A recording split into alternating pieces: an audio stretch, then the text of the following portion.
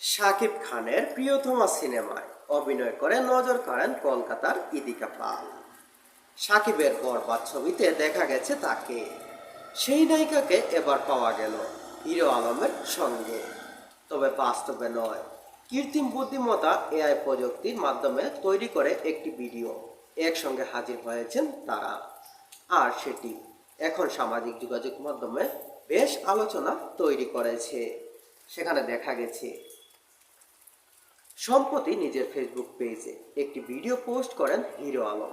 সেখানে তাকে দেখা যায় ইদিকা পালের সঙ্গে অ্যাকশন ও ড্রামাধর্মী ভিন্ন দৃশ্যে, কখনো দুজনকে পাশাপাশি দাঁড়িয়ে সংলাপ বলতে, আবার কখনো সিনেমার স্টাইলে রোমান্টিক অ্যাকশন মোডে দেখা যায়।